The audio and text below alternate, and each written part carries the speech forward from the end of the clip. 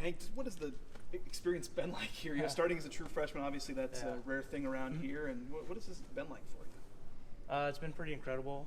It's been a great honor just to be able to play at Boise State University, and I'm just excited to be here and just excited for the future. Yeah, to come in right away, and I know you came in with that wanting to compete and able to get that job.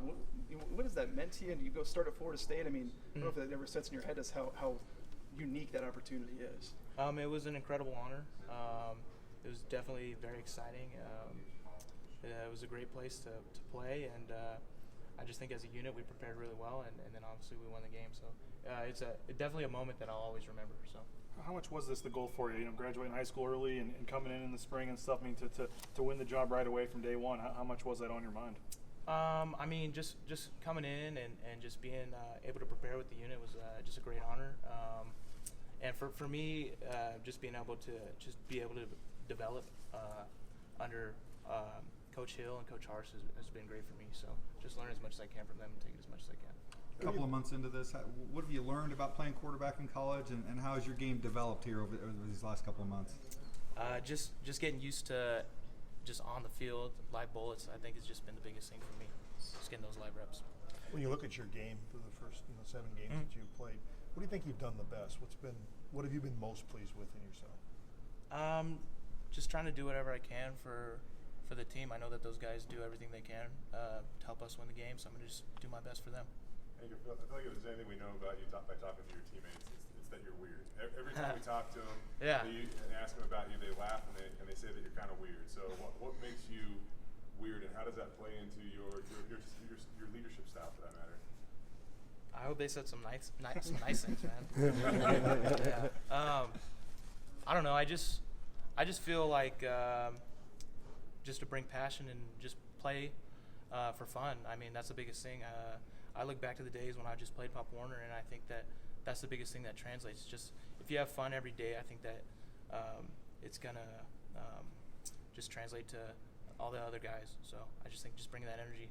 We've seen a few examples of your physical running style, especially with coaches liking the quarterbacks to slide. Where does that come from? Has it always been part of your game, that physicality? I think just like I said earlier, just doing whatever I can for this team. I know that every single one of my teammates is going to do whatever they can for us to win the game, so I'm going to do my best just help us win. Has Coach Harsin talked to you about maybe getting down and sliding a little bit? Maybe a little bit. Yeah. How hard is that, though? I mean, you have taken some pretty big hits this year, but obviously, like you said, you're trying to get the first and do whatever it takes. How do you kind of weigh that balance? Like I said, I'm just trying to do whatever I can to help us win the game because I know the other guys are going to do that same thing. Hey, could you walk us through that 3rd and 15 play where you had the conversion? It's 3rd and 15, just dropping back, saw a lane, had to get to the sticks. Yeah, that was pretty much it. Yeah. I mean, that was a run, but what you've been able to do on 3rd down as a true freshman so far has been pretty unbelievable. What is it about how you're ingrained, or how that is just taught here or whatever, that's enabled you to be so good in those situations? Well, I think just the way we prepare. Obviously, you guys go out and see the money downs. Right. It's harped on all the time. So I think just the way we prepare on every down, but especially those money downs, those 3rd downs, is huge for us. So I think we've done a great job executing on 3rd down. From the start of the season until now, where do you think you've improved the most? Just being able to do better, making decisions and execute. I think, like I said, just those live bullets are huge. With those live bullets, I mean, I don't know if it's speed of the game or what. Was there any adjustment that's been harder, or what's been maybe the transition that has been the biggest thing for you? I mean, I think everything's been a lot tougher than just coming from high school. But the coaches have done a great job, I think, just preparing us as a unit. But just coming in, learning the offense was probably pretty tough for me. If you didn't come in early, do you think you'd be in the position that you're in? I mean, how beneficial was it that you graduated early and came in early? I think it helped out tremendously. Like I said, the guys just helped me prepare as much as I could. They took me in as a brother, so I'm just happy to be here. We look at your connection with Chase and some of the other quarterbacks. Yeah. I mean, how genuine is that? And we noticed, after Chase scored, you were the first guy running out on the field to give him a hug. So. That's my big brother right there. Chase, Jalen, Zach, they're all my brothers. And I think it is very genuine. I mean, we prepare every single day in the weight room, on the field, in the film. So I think that just all those hours spent together has just created just a unique bond. I think we were talking with Brian yesterday, and he mentioned that in terms of your guys' competitiveness, you spend a lot of time in the same room together, and you don't want to let each other down. Like it's up to the coaches to decide who plays. So when you were named to start, I mean, how much more of a responsibility did it come to not let anybody down, I guess? Well, Chase is amazing, and I think that whole unit is amazing, and whoever the starter is, they're always just helping prepare them, and everybody is just trying to help each other out. So I think our goal is just to win as a unit. So I know there's not a lot of time outside of football and class probably, but if you're not doing football or class, what do you like to do? In the summer, I went river surfing at I think Whitewater Park. I tried that out. When the snow hits, probably go out and ski and stuff like that. So, sort of a broader question: why Boise State? Why not Boise State? I love this place. I love the people here. So genuine. It's beautiful. I think it's one of the biggest growing cities in America, and I can just definitely see myself living here for the rest of Your life. your family, between the situation with your dad and your mom on TV cheering and your brother's names, it's come up a lot. So can you tell us a bit about your family and sort of what role they played for you, and obviously how your situation with your dad affected you through camp? So I love my family. Most 5, as you guys know, they got some crazy names. That's how they are. They have incredible, unique energy, and I love them so much. And I just think the way I was raised, I just hope that my brothers and my sister can watch me and just learn. I try to be the best role model I can for them. So. You ever ask your parents why you didn't get a name like your brothers did? Why you couldn't be Hawk instead of Hank? I don't know. Some people call me Hawk now. Do they really? Yeah. No, it's been pretty awesome. That my brothers are getting some love. But I got a sister too. She's awesome, Ella. So. What's it been like for you here playing for a guy like Carson who played the position in college, and what has maybe he taught you about being a college quarterback? Just being a professional. I think that he preaches that to the whole unit, and he's definitely just helped me just prepare on all facets as a professional every day. So much has been made about the offensive line and the protection, and when we talk to him, it always comes back to communication. How does that process work, and how is it getting better? I think just every game we're just trying to get better, and we're just trying to learn from our mistakes. So, communication is key, though. Hank, what have you been most impressed by when it comes to George Lamont? Man, he's incredible. He's special. But he's a guy that has a great demeanor as well. You talk to him, he's just got that Polynesian energy, Polynesian vibe, laid back vibe to him. So he brings that every day, and then just see him on the field kind of turn into that animal that he is. It's pretty incredible. You mentioned preparation a lot, and I know that was one of the things that they liked about you in terms of getting ready for this summer, but also, it seems like, a lot of your life is kind of built up to this opportunity. How important has preparation been, and how long has this been something that you've been working toward?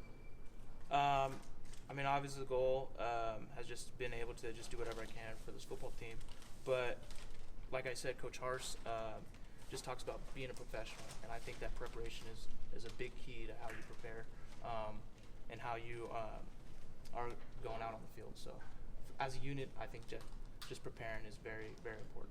How good of a shortstop were you growing up? I love baseball. Probably need to use some of those tools out on the football field. Which one? Yeah. What do you think is that you got a pretty deep wide receiver core, guys that how much have they helped throughout this whole thing? Guys like John Hightower, AK, and all those guys. Those guys have helped out tremendously. Their production on the field, shows, especially on like those third downs, just making some incredible grabs. But it starts up front with the O-line doing a great job, and then those receivers just making plays. You just got to get them the ball, and they're gonna make something happen. You seem like you kind of have a knack for kind of hanging on the ball and releasing it at the last second. So with guys like that to throw to, does that encourage that? I guess knowing that if you can't hold on, that they might be able to go make a play for you. I just have to continue to keep getting better. But anytime I can try to get those guys the ball, I'm going to. So we obviously did hear about your dad's situation. You'd had to go back for a day or two, during camp, and then the Florida State game was one of the first ones he had missed. just you had a lot going on, obviously. So I guess how's he doing, and what's it been like for you and the family to work through that? He's doing well. He's doing really well. So for that. He's been able to drive to the last couple games, right? He's been able to see a few of them. He went to this last San Jose game. He's doing well. He's doing a lot better. So it was a scary situation, but he's doing well now. So thank you. You go back to that Florida State game. I mean, you touched on it a little bit, but I mean, we're all general fans of college football. And being on the road, 2,500 miles away from home, down double digits to Florida State. You got Marvin Wilson lining up in front of you. I mean, did you ever take a moment to soak all that in and realize, just the situation you were in months after being in high school? Of course, yeah. It was. I mean, it was an incredible game. I think that just the way that we responded to adversity in the game was incredible. It was humid. It was hot and humid out there, and just the way that we were on all three phases of the game, and just that ability to come back, I think that it really showed, obviously. Hurst has talked a lot this year about not having the consistency that you guys would like on offense, and kind of some droughts. What do you guys need to do to kind of find that consistency on offense? I think it just goes back to the way we prepare and then the way we execute. I think that every game we prepare the same. It's just the ability to go out and execute. A lot of road games recently in Boise and stuff. To have 2 home games in a row here, how excited are you guys? It's nothing like playing out on the Blues, so it's gonna be awesome for us. What's this been like for you? Just you quarterback at Boise State, you get a lot of attention. Whether you're in front of us or not, you get a lot of attention. What's it been like, just sort of being in that role in this town? I mean, it's an incredible honor just to be able to play quarterback at Boise State, and just the tradition that the quarterback position here has is it's an incredible honor. So, can you kind of feel that from the fans? I mean, before, during, after the games. I mean, they always love the new guys that come in, and you're a new guy and a starting quarterback. So I'm sure that you can probably feel that from the crowd. Yeah, of course. Like I said, just being able to come back out here and play in front of them is amazing, because they're the best fans in the country. So. You said earlier, why not Boise? But can you remember the moment that you knew Boise was the place for you, and what in that moment convinced you of that fact? I just remember it was pretty early on for me, I want to say. It was just a spot that I wanted to be at. I think that just the way that they develop players is a big key, and like I said, the city is amazing. So. Did you grow up watching Boise State football? Of course, yeah. I remember we were driving from my grandma's or something like that. She lives in Fresno, about 5 hours away from my house. And I think we pulled off to a hotel to watch the Fiesta Bowl. Really? I specifically remember Statue of Liberty and just jumping up and going crazy. So Boise State has just been a place that I've always wanted to play. So. Did you have a favorite player growing up? Zabransky was pretty awesome. Just watching him, kind of remembering, like, as I was getting into football, just the NCAA game, he was on that, so that was pretty awesome. Have you met him yet? I've met him a couple times. Okay, yeah, that's okay. You talked about the way you were raised and want to be a role model for your brothers and sisters. What is it you try to show out there, I guess, that to be a good role model for them? Just never give up through anything, through any adversity. Just do your best and just stand up straight with your shoulders back and just do the best you can. When I asked you about that preparation thing and stuff like that, how is that just ingrained in you? And they mentioned that was always something that Rippon was so good at here. And when I kind of mentioned you kind of flashed a smile real quick. Is that just something that you just comes naturally to you, or what? Nah, I mean, you definitely just gotta push yourself to prepare. And like I said, that unit, Chase, Jalen, Zach, they helped me prepare so much, and I hope that they feel the same about me. But I just think Coach Hill and Coach Hartz just do a great job in meetings, and then outside of meetings, I think that we do a great job together preparing.